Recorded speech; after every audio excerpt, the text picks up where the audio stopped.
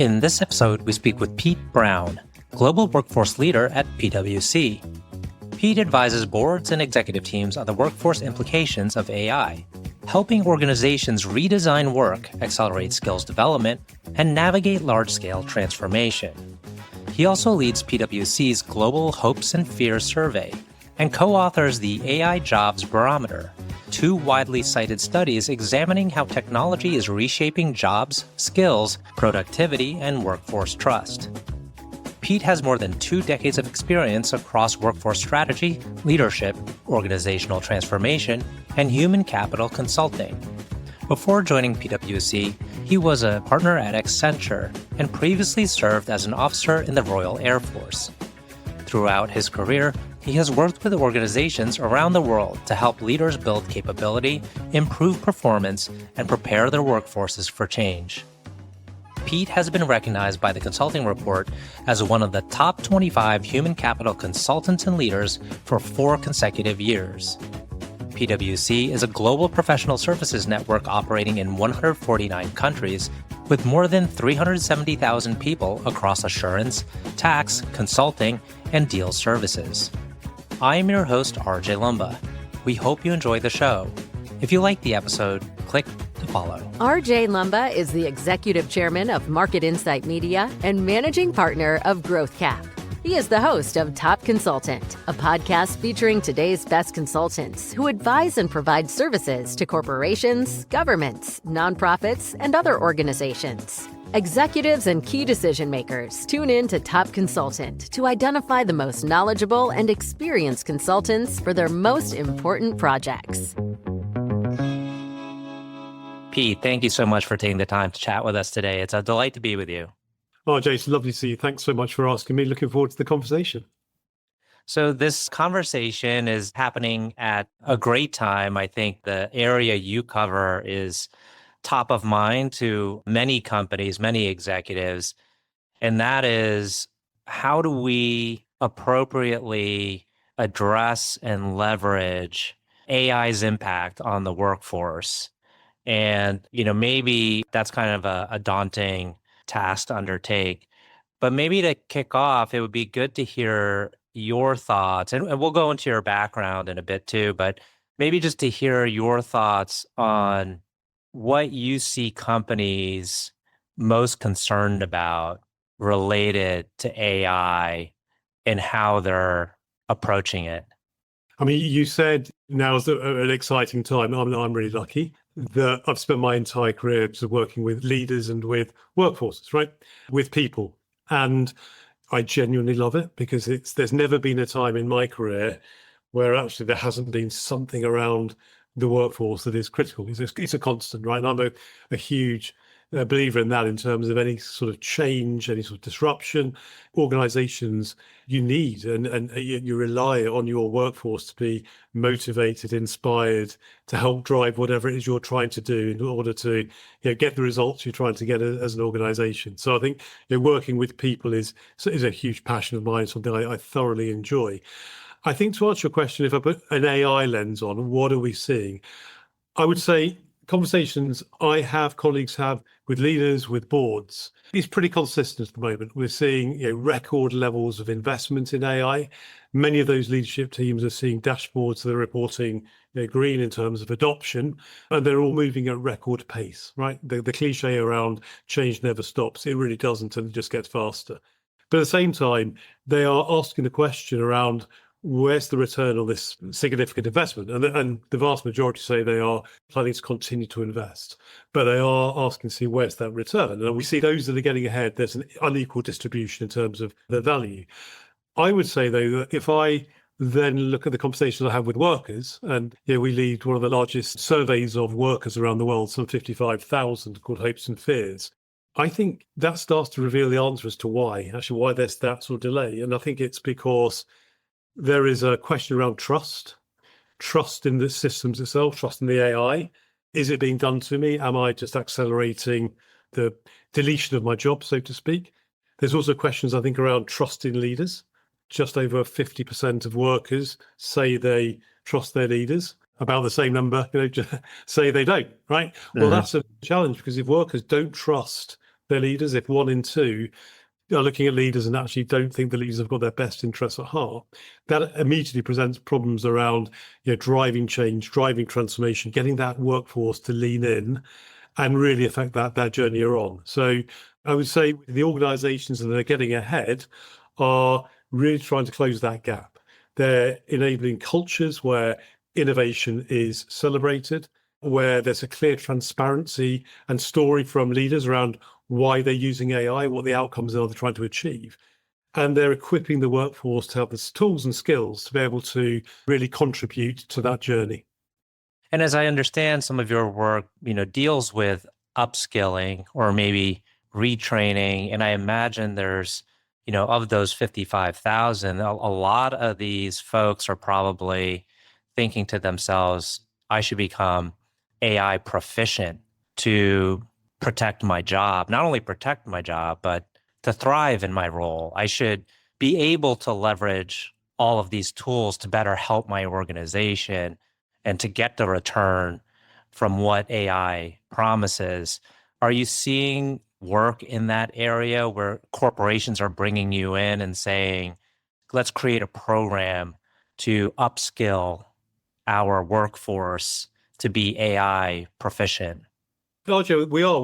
I would say from 2 lenses, actually. The workers themselves, right? They're not naive. They see AI coming, living their lives using AI on a daily basis, right, in many cases. And when workers are broadly more optimistic than they are anxious around AI. That said, there's a whole bunch of other things that are impacting how we all live our lives. If we think about the geopolitical tensions that are going on, the strains on supply chains, the rising levels of the cost of living going up in many parts of the world. How do I pay the mortgage, right? Those kind of everyday challenges are clearly things that concern workers. And we see that in all our data around the world. But to your point around AI, workers are broadly optimistic. They see it as something, they tell us, that will actually remove some of the mundane, some of the stuff. Let's face it, not everybody enjoys everything in their job. There's stuff that is a bit irritating. They see AI as something that's a force for good to help them remove that and actually focus on the parts of their job that they enjoy, where they can create more value, right? And we're seeing that a lot. I think in terms of your point around employers, what's AI doing to jobs, right? It's a question we're asked all the time. And I think it's no accident. It's quite understandable. We're seeing a huge focus around skills, around what skills have I got in my organization today? What skills do I need in order to execute on whatever my strategy is in the next 2, 3, 5, 10 years' time? And how do I bridge that gap? And I think what we're seeing with AI, that's my point around pace, the pace of change. AI, if you break down jobs into tasks and to skills, the rate of change of skills is decreasing all the time, right? So the churn of skills, the half-life of skills. We've had this conversation 3 or 4 years ago. Let's say the average skill would have a half-life of maybe 4 to 5 years. It's now down to sort of 12 to 18 months and getting shorter. So there's a constant requirement around how do I get those skills? Do I retrain my existing workforces? Some jobs will be sunsetted as others, sunrise, new jobs come. How do I retool? How do I attract and retain? Because let's face it, if you've got some of those AI fluency skills, we know from our research, actually you can command a fairly significant salary premium, right? So what are you doing culturally to actually attract, retain, inspire, motivate? And there's all sorts of variables, I think, that impact, what makes somebody want to stay with an organization. And it's not just pay and reward. Whilst that's really important, it's number one, but jointly number one is my organization equipping me, giving me skills, giving me that opportunity? The workers tell us that's as important as fair pay and reward. But there's also other things that are important. For example, mobility. Workers expect and want the opportunity to be able to move and to apply their skills in different contexts, not just necessarily be stuck in one part of the organization. And so the list goes on, but that's certainly what we're seeing and getting, doing lots of work with organizations. And also not least ourselves. We're not immune to it. We're an organization, 365,000 colleagues in about 150 territories around the world. And we're living it as well. It's not just something we're out there, it's something we're transforming our business, right, to make sure we are more relevant to our customers and also to make it a place that attracts and inspires, some of the best talent in the world. Mm-hmm. And in terms of your client base, do you typically work with large organizations or do you also work with, medium size and growth phase? So within PwC itself, we work with organizations of all shapes and sizes. Hmm. So from your S&P 500, your FTSE 100s, down to SMEs, right? And that's one of the things I love about working at PwC is the breadth and the opportunity it gives myself and colleagues to work with really interesting clients of all sizes and across all sectors. So in your role in particular, you work across all sectors and across all company sizes?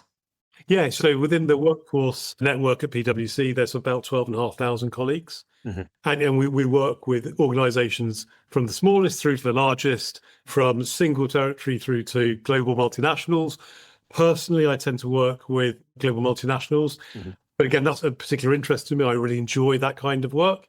And I'm afforded that opportunity. But in the same way, some of my colleagues, for example, will focus on maybe just single territory or a specific sector as well. So we bring that sector expertise as well. Is there a good example or maybe like a brief case study where you could, share with us maybe the impact that you and your team have had on a particular company?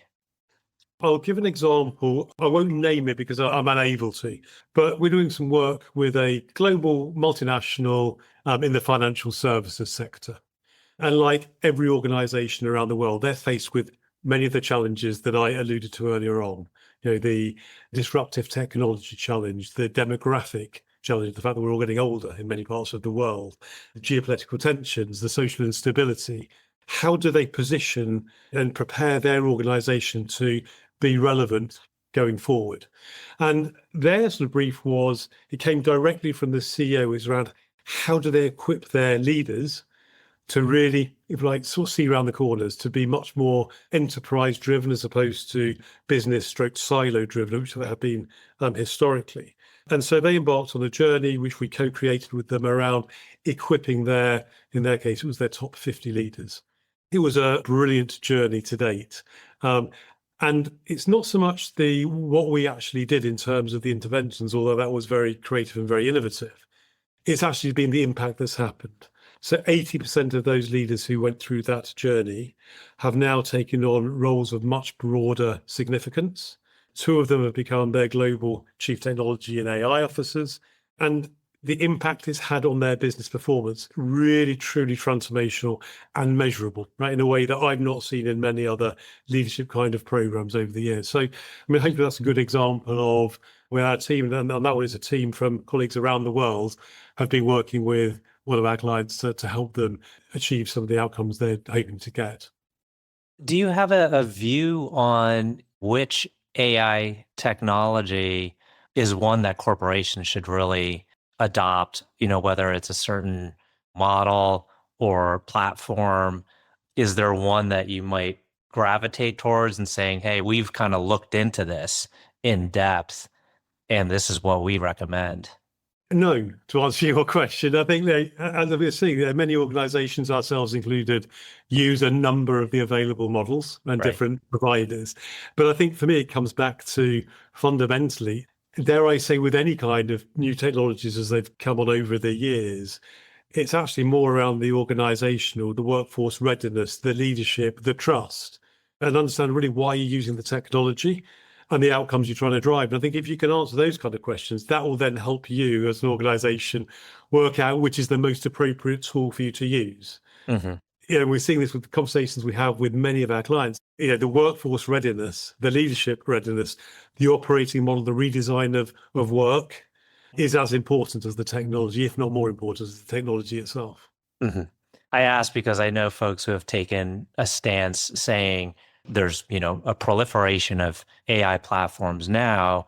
Many of them will not persist into the future. So who do you bet on?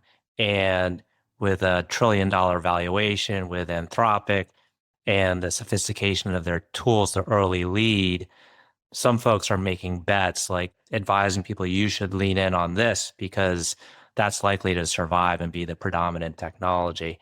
But I completely understand your view on it and how you're approaching it, which makes complete sense. Maybe to switch gears a little bit, if we could hear a little bit more about you. I know you've been at PwC for 15 or so years, and before that you were at Accenture, but you also have a very interesting background, I believe, in the military. So If you could share with us, where are you from and your early life? Yeah. Well, so my family are from the north of England, from Yorkshire. And just after I was born, my family moved down to Cambridge, just south of Cambridge. And they moved to a place called Duxford, which those who have been over to might know it was a very famous Royal Air Force military station during the war, actually. And so I grew up, about a mile away from this airfield, which still to this day, when I go and see my dad, you still see airplanes flying all the time. And for me, that really inspired me, actually. I love airplanes, I love aviation, and it really inspired an interest at an early age for me. And I was really fortunate to be selected by the Royal Air Force, and they sponsored me through university. And then I enjoyed a 12-year career in the military where I did some amazing things around the world, from Cyprus to Hong Kong, the Middle East, down to the Falkland Islands and various other places. So really fortunate. And I think what that taught me really early on was around leadership being more than hierarchy, around trust, around clarity, around shared purpose. And I think in that environment in particular, actually how to make decisions when there's a lot of uncertainty around you and where you've actually got incomplete information. So I left the Air Force when I married my wife, who happened to be a medical officer in the army. We met in Cyprus, and I've been very fortunate to enjoy a career in professional services ever since. Mm-hmm. We're approaching the end of the conversation. I have two final questions. One is, can you tell us about a person who has had a profound influence on you? Yeah, I can. It's interesting. It's like when you got a leadership program, people say, "Oh, bring a photograph of an inspiring person," and you can guarantee there will always be, Gandhi, or there'll be Nelson Mandela, or other leaders of the past. For me, I think it's elements of many leaders that you try and actually say, "Oh, I've learned from that, and I can see why that's worked." But I think if you pin me down to one person, actually, I go back to my Royal Air Force days, my military career. I had the great privilege of working for Air Chief Marshal Sir Richard Johns. He was the head of the Royal Air Force. I was his staff officer for about 3.5 years. And I spent a lot of time with him at a time actually of a lot of very significant change within the Royal Air Force. For the first time ever, they had to make redundancies. There was a lot of pressure. And two things really stood out for me. One was around, well, I'd say, his humility and the way he treated people, irrespective of their level in the organisation. Would travel around bases around the world, around the UK, at a time of lots of challenge. And it didn't matter where the individual came from. Everybody was treated with respect, with kindness, with dignity. And that really stuck with me, just in terms of leaders make decisions all the time. People might remember them, they might not, but they'll always remember how they felt when you left the room. And so I think that point around humility he brought to life. The second thing he did was, again, had humility around recognizing that to solve the problems, there was no way he could do that on his own. He made sure he had experts around him and actually got their point of view, again, at all levels. And then as a leader, made decisions based on that evidence. It wasn't a my way or the highway. It was that humility and accepting that actually, in many cases, the team is better than the solo. Wonderful. Last question. Can you tell us about a charity, cause, or other endeavor that you're passionate about? Yeah, so I do a lot of work away from work supporting charities and endeavours, and they fall into three categories. Basically, I do a lot to support military charities. I think there are so many men and women around the world of all nations where they give great sacrifices on behalf of people around the world. And so I do a lot to support military charities. I'm also very passionate about women in business. And so I advise the Women of the Future organisation. And finally, I like sports, and I advise the Global Professional Rugby Players Foundation, which helps professional rugby players transition out of the game. Yeah, if I think through that, one person I worked with brings together actually three of the themes there in terms of transition and inspiration. There's a lady called Jo Salter. Now, Jo was the UK's first female fast jet pilot. And I've worked with Jo for a number of years, and I've seen the impact she has around, we hear the phrase, if you can't see it, you can't be it. And the way she's inspired so many young boys, girls, men and women into careers in engineering, aviation, space technology is just a sight to behold. And so, that's an example of somebody I work with, but actually the work she does brings together actually the themes of the three charities and areas I support away from work. Excellent. Pete, want to thank you again for taking the time. It's been a great conversation. You're very welcome. Lovely to see you.